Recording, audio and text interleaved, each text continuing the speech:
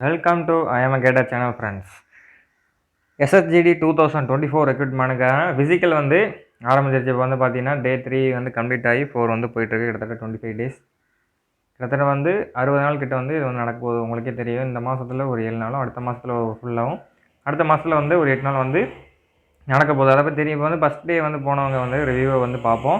நானுமே கிட்டத்தட்ட நிறையா பேர்கிட்ட வந்து கேட்டு பார்த்தேன். ஒரு கிளியரான இன்ஃபர்மேஷன் கலெக்ட் பண்ண முடியல. என்னால் கலெக்ட் பண்ண முடிஞ்ச இன்ஃபர்மேஷனையும் ஆல்ரெடி வந்து நான் போன எக்ஸ்பீரியன்ஸை வச்சு கேதர் பண்ணி இந்த வீடியோ வந்து மேக் பண்ணியிருக்கேன். இந்த வீடியோ வந்து உங்களுக்கு ரொம்ப யூஸ்ஃபுல்லாக இருக்கும். ஏன்னா சிவகங்கை போகிறவங்க நண்பர்கள் யார் இருந்தாலும் அவங்களுக்கு இந்த வீடியோ வந்து மஸ்ட்டாக ஷேர் பண்ணிங்கன்னா அவங்களுக்கு வந்து யூஸ்ஃபுல்லாக இருக்கும். ஏன் அப்படின்னு சொல்கிறேன்னா, ஃபஸ்ட்டே போனவங்க ரிவ்யூ ஏற்றாப்புல அடுத்து கொஞ்சம் ஸ்பீடப் பண்ணுறாங்க ஃபிசிக்கல் அண்ட் மெடிக்கல். நான் வந்து ஆல்ரெடி சொல்லியிருந்தது 3 to 4 டேஸ் வந்து கம்ப்ளீட் பண்ணுற மாதிரி வந்து ப்ராசஸ் வந்து சொல்லியிருந்தேன். இப்போ வந்து பார்த்தீங்கன்னா 2 டேஸ்லேயே வந்து கம்ப்ளீட் பண்ணுறாங்க. இது ஒரு நல்ல ஒரு இன்ஃபர்மேஷன் தான். ஏன்னா வந்து அதுக்கேற்றாப்புல ஆள்களை வந்து மெடிக்கலாக இருக்கட்டும், ஃபிசிக்கலாக இருக்கட்டும், ஆள்கள் வந்து குறைவாகவே கூப்பிட்டு டக்குன்னு முடிக்கிற மாதிரி பார்க்குறாங்க. ஒரு நாளைக்கு வந்து 100 பீப்புள் தான் அவங்க வந்து இன்வைட் பண்ணுறதே. அதாவது சென்னையில் 100, சிவகங்கையில் 100, அந்த மாதிரி தான் வந்து இன்வைட் பண்ணுறாங்க. இப்போதைக்கு வந்து சிவகங்கை பஸ்ட் பேஜ் பற்றி எந்த மாதிரி வந்து அவங்க இது பண்ணாங்க, உள்ளே எந்த மாதிரி அலோவ் பண்ணாங்க என்னன்னு சொல்லிட்டு தெளிவாக வந்து பார்ப்போம். இந்த வீடியோ வந்து புதுசாக வந்து பார்க்குறீங்கன்னா சப்ஸ்கிரைப் பண்ணிட்டு பார்த்துள்ள பெல் ஐக்கானை கிளிக் பண்ணி ஆல் நோட்டிஃபிகேஷன் எனபிள் பண்ணுங்கள். சென்னை இன்ஃபர்மேஷன் கிடச்சா அது கண்டிப்பாக வந்து அப்டேட் பண்ணுறேன். ஏன்னா வந்து அங்கேயும் வந்து சில மோஸ்ட் ஆஃப் இது இருக்குது.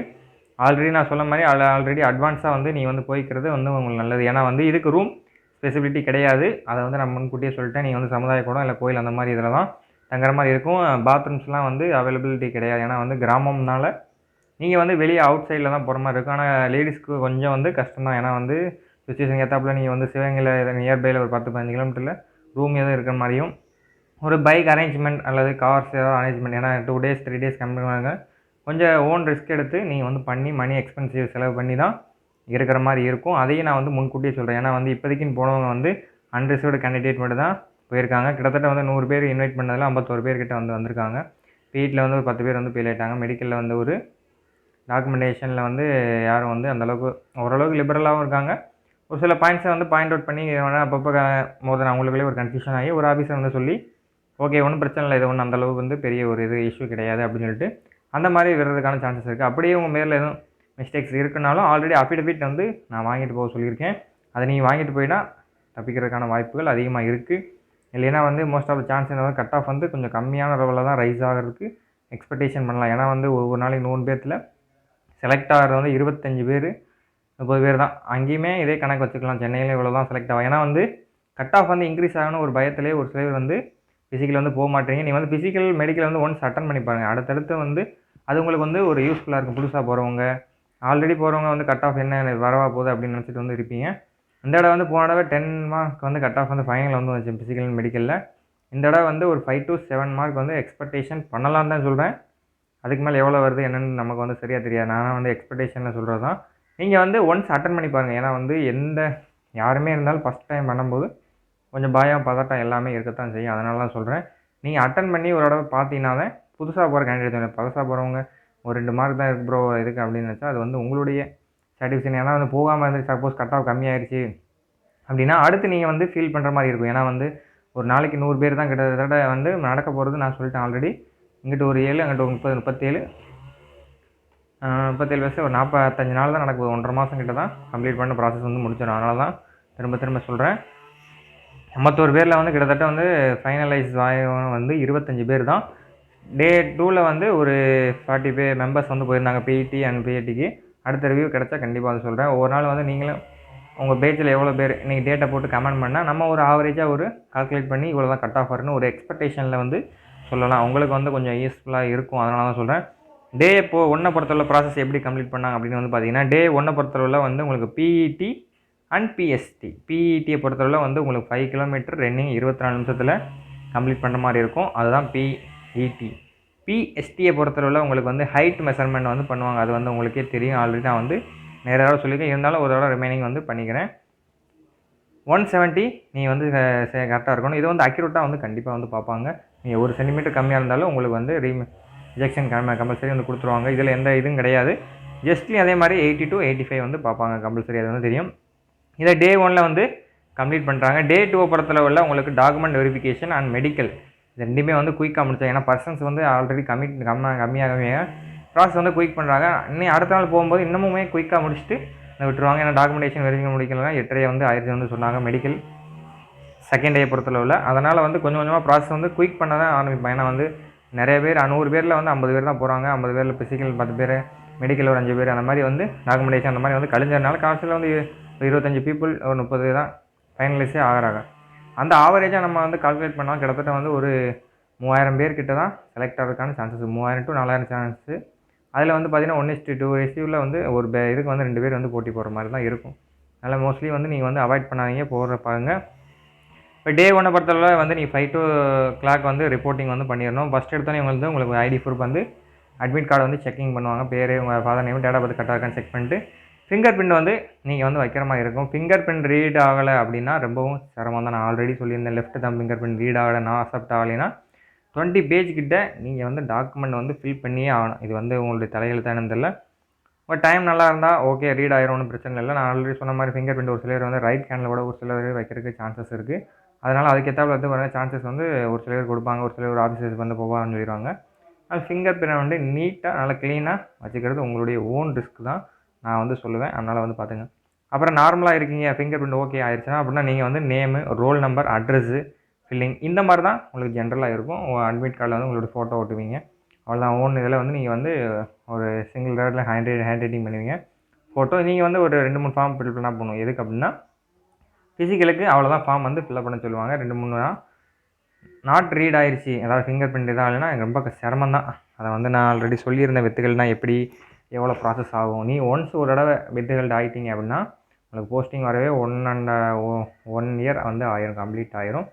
இது ஏன் இப்போ இந்த நேரத்தை சொல்கிறேன் அப்படின்னா நீங்கள் வந்து ஃபிங்கர் பிரிண்ட் நீட்டாக வச்சுட்டு போய்க்குங்க அப்படின்னு வந்து நான் வந்து சொல்கிறேன். ஏன்னா வந்து ஃபிங்கர் பிரிண்ட் நம்மளுடைய மிஸ்டேக் கிடையாது. ஏன்னா ஒரு சில பேருக்கு வந்து சிராய்ப்பு அந்த மாதிரி எதாவது ஏற்பட்டால் விழுகிறதுக்கான வாய்ப்பு கம்மி, அதனால் சொல்கிறேன். இதில் வந்து நீங்கள் மால் ப்ராக்டிஸ் பண்ணுறீங்க அப்படின்னு சொல்லி புக் பண்ணிடுவாங்க. புக்கிங்னா ஒன்றும் பயப்பட தேவையில்லை. உங்களுக்கு இந்த மாதிரி ஃபர்தராக வெரிஃபிகேஷன் வந்து இது வந்துட்டு 200 சைன் கிட்ட வந்து பண்ணுற மாதிரி வந்து சொன்னாங்க. அது எப்படி எந்த அளவுக்குன்னு தெரியல. நானுமே இந்த மாதிரி இதில் தான் அவதிப்பட்டு இந்த ரொம்பவும் இதாக இருக்கேன். அதனால தான் நீங்கள் வந்து கரெக்டாக போய்க்குங்க. அதுக்கு மேலே விழுகுனா ஒன்றும் பிரச்சனை கிடையாது. கொஞ்சம் லாங் ப்ராசஸ் 1 வருஷம் 1.5 வருஷம் ஆகும். அது ப்ராசஸிங் வந்து கம்ப்ளீட் ஆகி முடிக்கிறவங்களுக்கு வந்து இதாக அதுக்கு இதாகும். இப்படின்னு நிறையா வந்து இது இருக்குது. உங்கள் ஃபிங்கர் பிரிண்ட்டை வந்து எடுப்பாங்க, லெஃப்ட் ஹேண்ட், ரைட் ஹேண்ட் எல்லாத்துலேயும் வந்து இது பண்ணுவாங்க. நீ ஃபில் பண்ணியே கிட்டத்தட்ட 1 and 2 hours வந்து ஆயிரும். ஏன்னா ஃபார்ம் அந்தளவுக்கு லென்த்தாக இருக்கும். அதனால தான் சொல்கிறேன். ஃபுட் விசிபிலிட்டி அதை பொறுத்தவரை அவங்களுக்கு வந்து காலையிலே வந்து உங்களுக்கு வந்து இட்லி அந்த மாதிரி கொடுக்குறாங்க. மதியம் இட்லி, சமோசா அந்த மாதிரி வந்து காலையில் வந்து இருக்குது. அதுக்கப்புறம் மதியம் வந்து சாம்பார் சாதம். நீங்கள் வந்து பே பண்ணி மாதிரி தான் இது பண்ண மாதிரி இருக்கும். நீங்கள் வந்து ஃப்ரீ நினச்சிடாதீங்க. அந்த சென்டர் இதில் நியர்லி அவங்கள வந்து வெளியே வந்து அரேஞ்ச் பண்ணி வச்சுருக்காங்க. நீங்கள் வந்து என்ன காசை கொடுத்து நீங்கள் வந்து சாப்பிட்டுக்கலாம், ஒன்றும் பிரச்சனை கிடையாது. மோஸ்ட்லி வந்து காலைல ஓடிட்டு ஒரு 10 மணிக்கு அந்த மாதிரி வந்து ரெடி பண்ணிக்கோங்க. பிஇடி நான் சொல்லிட்டேன், பிஇடி பேஸ்ட்டு வந்து ஸ்டார்ட் ஆக ஆரம்பிச்சிடும் கரெக்டில். 5 km ட்ரைனிங்கை பொறுத்தவரை கிரவுண்டை பொறுத்தவரை எப்படி இருக்கும் அப்படின்னு வந்து பார்த்தீங்கன்னா, கிரவுண்டு வந்து ஒரு ரெக்டாங்கிள் ஷேப் தான் இருக்கும். இதை வந்து 3 ரவுண்டு வந்து நீங்கள் கம்ப்ளீட் பண்ணுற மாதிரி. ஒரு ரவுண்டு இது ஒன்று 1700 மீட்டர் கிட்ட வர்ற மாதிரி அவங்க சொல்கிறாங்க. கிட்டத்தட்ட 3 ரவுண்டு போயிட்டு ஒரு ½ ரவுண்டு வந்து எக்ஸ்ட்ரா இப்போ இங்கே ஸ்டார்ட் பண்ணிட்டுன்னு வச்சுக்கோங்க, கொஞ்சம் தள்ளி போய் முடிக்கிற மாதிரி இருக்கும். ஆனால் வாட்ச் வந்து அலோவ் பண்ணாத மாதிரி சொல்கிறாங்க. அது எந்த அளவுக்கு உண்மைன்னு எனக்கு தெரியலை. ஒரு சில மேபி நீங்கள் வந்து ஒரு பாக்கெட்டில் கூட வச்சுருந்தா உங்களுக்கு தெரியாது. அவங்க செக் பண்ண மாட்டாங்க, கையில் கேட்டுக்கிட்டு தான் வைப்பாங்க. நீங்கள் பாக்கெட்டில் வச்சுட்டு ஓடி இருக்கும்போது எடுத்து கூட பார்த்துக்கலாம், ஒன்றும் பிரச்சனை கிடையாது. உங்களுக்கு அந்தளவுக்கு ஸ்ட்ரிக்டாக இருப்பாங்கன்னு தெரியல. நான் ஐடியா சொல்கிறேன். டைமிங் கேட்டாவது சொன்ன மாதிரி சொன்னாங்க. அதுக்கப்புறம் ஒவ்வொரு கார்னர்லேயும் ஒரு டைமிங் ஷெட்யூல் மாதிரி அந்த இது எத்தனை மீட்டர் ரீச் பண்ணுறீங்க மாதிரி வச்சுருக்காங்க. அப்புறம் தண்ணி குடிக்கிறதுக்கு தண்ணினா லைட்டாக, ஏன்னா ரொம்ப உடம்பு தண்ணி குடித்தா மூச்சு ரொம்ப இதாகும். லைட்டாக மூஞ்சில் இது உங்களுக்கு வந்து ஒரு கிரிப்னஸ் வந்து கிடைக்கும். அதனால தான் சொல்கிறேன், மூஞ்சில் லைட்டாக தெளிச்சிக்கங்க. அந்த மாதிரி தண்ணி வந்து லைட்டாக வந்து வாயை மட்டும் நினச்சிக்கணும். ஏன்னா 5 கிலோமீட்டர் வந்து ஹெவியாக நீங்கள் ஓடும்போது அதெல்லாம் சொல்கிறேன். 100 கேண்டிடேட்னால சர்டிஃபிகேட்டை பற்றி நான் வந்து பிஃபோர் வந்து உங்களுக்கு வந்து கண்டிப்பாக சொல்கிறேன். அதுக்கப்புறம் நீங்கள் ஓடி முடிச்சிட்டிங்க அப்படின்னா உங்களுக்கு ரெக்டாங்கிள் தான் கிரவுண்டு, நல்லா ரோடு நீட்டாக இருக்குது. ஷூவை போட்டு நீங்கள் வேலை ஓடிட்டே இருக்க வேண்டியதான், ஒன்றும் பிரச்சனை கிடையாது. ஏன்னா ஒரே பேஜில் தான் எல்லோரும் வந்து ஓட போகிறீங்க. ஏன்னா 51 பேர் தானே, மொத்தம் 100 பேரில் 51 பேர் தான் வர்றாங்க. அதுலேயும் அட்டனன்ஸாக குவாலிஃபை அதெல்லாம் நிறைய சிக்கல் வந்து வருது.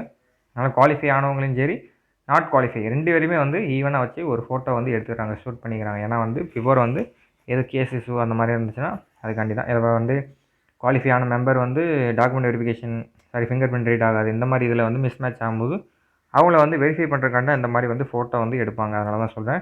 கிரவுண்டை பற்றி சொல்லிட்டேன். வாட்ச் வந்து நீங்கள் வந்து அலோவ் பண்ணல, உங்கள் பேக்கில் வந்து வச்சுக்கோங்க. கிரவுண்டை பொறுத்தவரை 3 ரவுண்டு நீங்கள் கம்ப்ளீட் பண்ணுற மாதிரி இருக்கும். 3 into 1 அப்புறம் ½ ரவுண்டு கம்ப்ளீட் பண்ணிட்டு ஒரு ரவுண்டு எக்ஸ்டெண்ட் ஆகும்.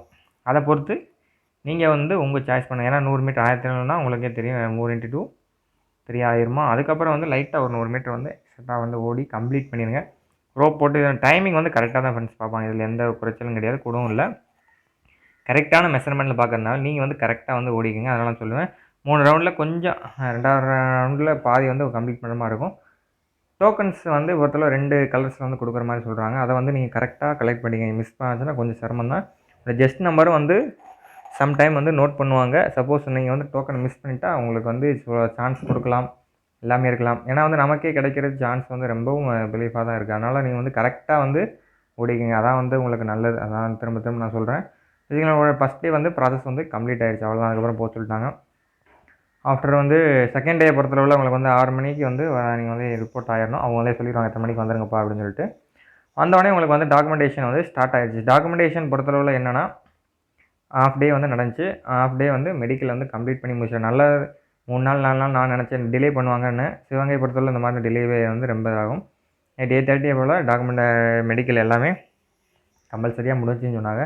நான் எக்ஸ்ரே எடுத்தானு சரியாக சொல்லல. இசிஜி அதுக்கு பதிலாக மாற்று தான் எடுத்திருக்கா. என்ன ரீசன்ஸ்னு வந்து தெரியல. ஆனால் மோஸ்ட்லி வந்து நான் இதை வந்து எக்ஸ்ரே வந்து எடுத்திருக்கா. ஆனால் எது இன்ஃபர்மேஷன் கிடைக்கல. சரியாக நான் கேட்கலையானு தெரியல. யாரும் தெரிஞ்சாங்கன்னா கமெண்ட் பண்ணுங்கள் எக்ஸ்ரே எடுத்தாங்களா இல்லையா அப்படின்னு சொல்லிட்டு. நீங்கள் அடுத்தடுத்து போகிறவங்களுக்கு கேண்டிடேட்டுக்கு கொஞ்சம் யூஸ்ஃபுல்லாக இருக்கும். அதனால சொல்லுங்கள். டாக்குமெண்ட்டை பொறுத்தளவில் உங்களுடைய நேமு ஃபாதர் நேம் எல்லாம் கரெக்டாக இருக்கான்னு வந்து பார்க்குறாங்க. ஒரு சில இடத்துல எதுவும் நான் முன்னாடி சொல்லியிருந்த நேம் எதுவும் 10th மார்க் ஷீட்டில் இருக்க மாதிரி இருந்தால் எக்ஸாம்பிளுக்கு சொல்லியிருந்தேன் ரவி அப்படின்னு இருக்காப்புல அப்படின்னா அப்படி இனிஷியல் பின்னா பேக் சைட்லேயே எல்லாத்துலையும் இருக்க மாதிரி இருக்கு பார்த்துக்குங்க அப்படின்னு சொன்னேன்.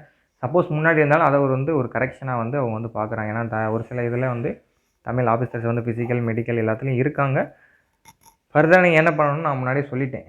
அஃபிடவிட் எடுத்துகிட்டு போய்க்கிங்கன்னு சொல்லிட்டு. அவன் அப்புறம் போயிட்டு நீங்கள் வந்து ரொம்ப வேணால் அது உங்களுடைய ஓன் ரிஸ்க் தான், எதுவும் சொல்கிறது கிடையாது. ஏன்னா வந்து ஆர்மியில் இந்த மாதிரிலாம் ரெசன் கொடுக்க மாட்டாங்க.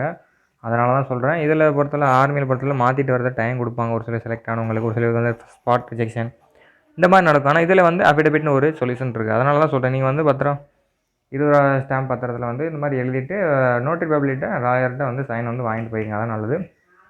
நேட்டிவிட்டியை பொறுத்தவரை உங்களுக்கு வந்து குரூஷியல் டேட் வந்து பார்க்கல. ரெசிடென்ஷியல் 2 ஆப்ஷன்ஸ் இருக்குது. அதனால் ஒன்றும் பிரச்சனை கிடையாது.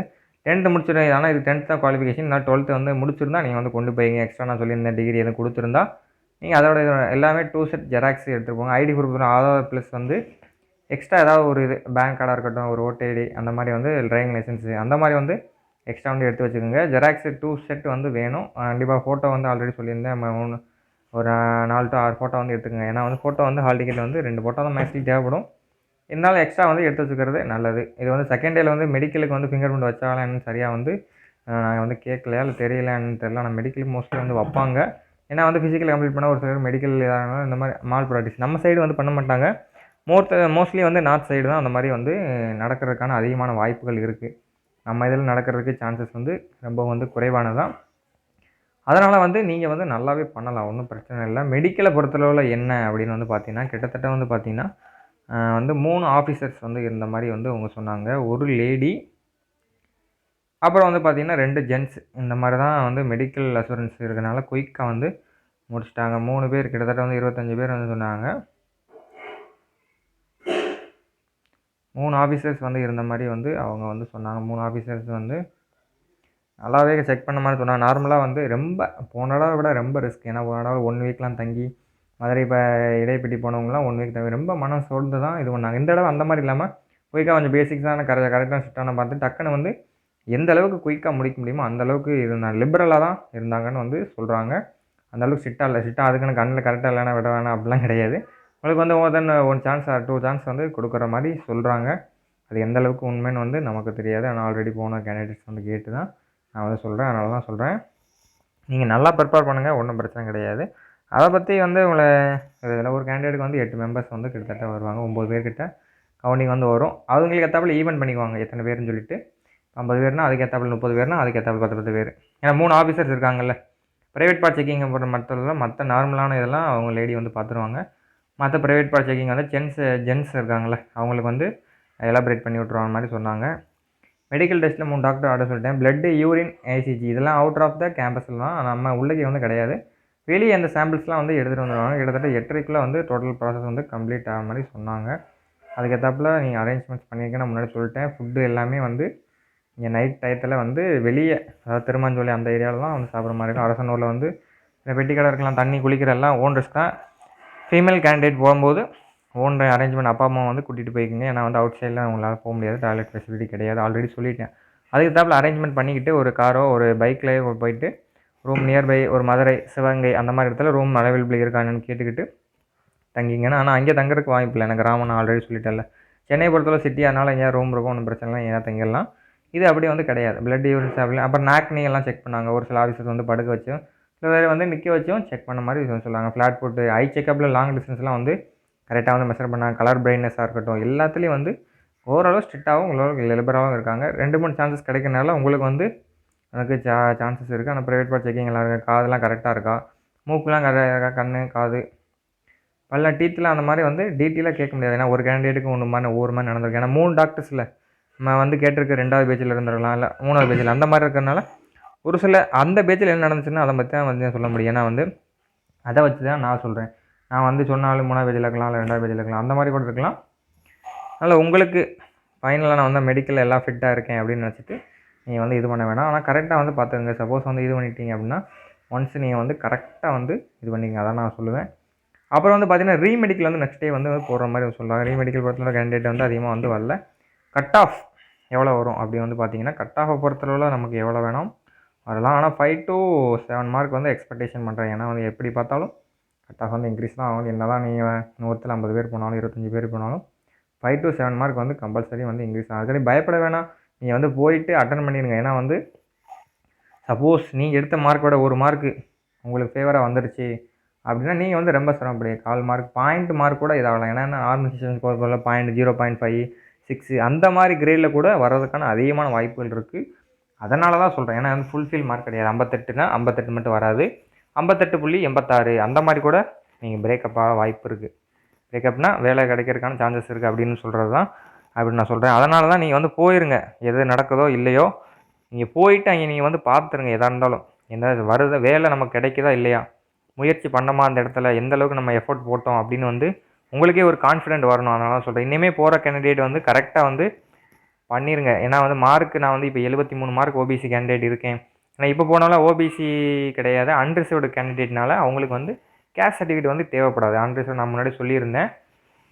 ஓபிசியை பொறுத்தவரை குரூஷியல் டேட் வந்து இன்னுமே வர கேண்டிடேட் யாரும் வந்து சொன்னிங்கன்னா தான் நமக்கு தெரியும். அடுத்தடுத்த எனக்கு குரூஷியல் டேட் ஒரு சிலர் இல்லாட்டாலும் நேட்டிவிட்டிக்கு அந்த மாதிரி செக் பண்ணல. ஆனால் ஓபிசிக்கு எப்படி செக் பண்ணுறாங்களா என்னன்னு தெரியல. சென்னையில் வந்து ஒரு டிஃப்ரெண்ட் ஆஃப் கைண்ட் இருக்கும். சென்னையை பொறுத்தவரை ஒரு டிஃப்ரெண்ட். ஏன்னா வந்து ஒவ்வொரு இடத்துலையும் ஒவ்வொரு மாதிரி நடக்கிறதுக்கான சான்சஸ் வந்து அதிகமாக இருக்குது. ஏன்னா வந்து ஒரே இடத்துல எல்லா மாதிரி நடக்கும்னு வந்து நம்மளால் சொல்ல முடியாது. ஏன்னா போன தடவை இப்படி தான் சென்னையில் வந்து ரொம்ப ஸ்ட்ரிக்டாக இல்லாமல் ரெகுலராக இருந்தாங்க. ஆனால் மதுரை இடைப்பேட்டில் வந்து ரொம்பவுமே போனவங்க ரொம்ப கஷ்டப்பட்டாங்க. யாருக்குமே வந்து சிவகங்கை கிடையாது, இடைப்பேட்டி ஐடிபிபி வரக்கூடாது அப்படின்னு நிறைய பேர் வேண்டிக்கிட்டு இருந்தாங்க. ஏன்னா ரீமெடிக்கல் போன பர்சன்லாம் கிட்டத்தட்ட 1 வாரம் 10 நாள் இந்த மாதிரி ரொம்ப ஸ்லோவாக வந்து ப்ராசஸ் வந்து ரொம்பவுமே ஸ்லோவாக இருந்தனால ரொம்பவுமே எல்லாருமே டிமோட்டிவேட் ஆகிட்டாங்க. வேலை கிடச்சா பரவாயில்ல, ஒரு சிலர் இந்த மாதிரி சுச்சுவேஷன் கிளம்பிட்டாங்க. ஏன்னா 1 வீக் தங்க போகிறேன் கோயில் தான், பட் இருந்தாலும் அவங்கவுங்க சூழ்நிலைகள் இருக்குல்ல, மணி எல்லாத்தையும் வந்து பார்க்கும்போது அதனால் வந்து ஒரு சிலர் கரெக்டாக. ஆனால் அங்கே வந்து கவர்மெண்ட் ஜிஹெச் கூட்டு வந்து இருக்கிற இப்போ நார்மலாக நமக்கு வந்து ஒரு பிளட்டு ஒரு ஹீமோகுளோபின் லெவல் கம்மியாக இருக்குது அப்படின்னா அதுக்கே டெஸ்ட் நிறையா பண்ண சொல்கிறாங்க. பிளட் டெஸ்ட்டாக இருக்கட்டும், அதுக்கு ஏற்றாப்புல என்னென்ன சாம்பிள்ஸ் இருக்குது அப்படின்னா. ஏன்னா யூரின் டெஸ்ட் எல்லாமே எடுப்பாங்கல்ல, பிஹெச் அந்த கொழுப்பு லெவல்லாம் வந்து பார்ப்பாங்க. அதனால் ஒவ்வொரு இதுலேயுமே வந்து அவங்க வந்து இது பண்ணாங்க. அடுத்தடுத்து போகும்போது ஜிஹெச்சில் வந்து நமக்கு ஃபேவராக பண்ணாங்க. எப்படின்னா அதுக்கு ஏற்றாப்புல வந்து கொஞ்சம் இப்போ கம்மியாக இருக்குது 12 ரூபாய்க்கு கீழே அப்படின்னா அதுக்கு ஏற்றாப்புல வந்து அவங்க வந்து லெவல் பண்ணி நமக்கு கொஞ்சம் ஃபேவராக பண்ணி கொடுத்தாங்க. ஏன்னா வந்து அவங்களுக்கும் வந்து வேலை இல்லை, ரீமெடிக்கல் போகிறனால மறுபடியும் வந்து பிளட் சாம்பிள்ஸ் எடுத்து பிளட் கவுண்டு எல்லாத்தையும் வந்து கிளியர் ஆஃப் அவுட் ஆஃப் பண்ணணும். அதனால் வந்து அந்த மாதிரி ஃபேவர் பண்ணி கொடுத்தாங்க. நிறைய பேருமே ரீமெடிக்கல்னால மனசை உடஞ்சி போயிட்டாங்க. இதனால் ஒரு ஃபேவர்லாம் அதுக்கு வந்து எந்த நோயெலாம் என்ன நோயின்னு தெரிஞ்சனால அவங்க கொஞ்சம் இதாகிட்டாப்புல. அந்த மாதிரிலாம் சான்சஸ் கிடையாது இந்த தடவை. அதனால தான் சொல்கிறேன், போகிறீங்க ஃப்ரெஷ்ஷாக முடிக்கிறீங்க, கம்ப்ளீட் பண்ணிட்டீங்க.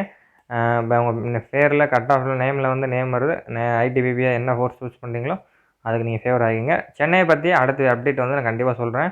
சென்னையில் எந்த மாதிரி நடந்துச்சு, எந்த மாதிரி இருந்துச்சு அப்படின்னு சொல்லிட்டு. ஏன்னா வந்து சென்னையிலுமே ஆஃப் கிரவுண்ட் கிடையாது, உள்ளே தான் நீங்கள் ஓடுற மாதிரி இருக்கும். ஆனால் ரோடு கொஞ்சம் குண்டும் குழியுமாக இருந்துச்சு. இப்போ எப்படி இருக்குதுன்னு சொல்லி தெரில. நான் கண்டிப்பாக ஒரு பர்சன் வந்து கண்டிப்பாக நமக்கு ரிவ்யூ கொடுப்பாப்புல. அதை வச்சு நான் வந்து கண்டிப்பாக அந்த வீடியோ போடுறேன். இந்த வீடியோ யூஸ்ஃபுல்லாக இருந்தால் ஒரு லைக் அண்ட் ஷேர் வந்து கொடுத்துருங்க. அதான் நமக்கு ஒரு மோட்டிவேஷனாக இருக்கும். தேங்க்யூ ஃபார் வாட்சிங் இன் திஸ் வீடியோ. அடுத்த வீடியோவில் கண்டிப்பாக சென்னையை பற்றி A to Z இன்ஃபர்மேஷன் நான் பாதி கிடச்சாலுமே வந்து நான் போகிறேன். ஸ்டே பண்ணுற பொறுத்தவரை நான் சொல்லியிருந்தேன். அந்த மாதிரி நான் சொன்ன மாதிரி இருந்துச்சுன்னா நான் கொஞ்சம் பக்கத்துலேயே நியர்பையில் தங்கிக்கலாம்.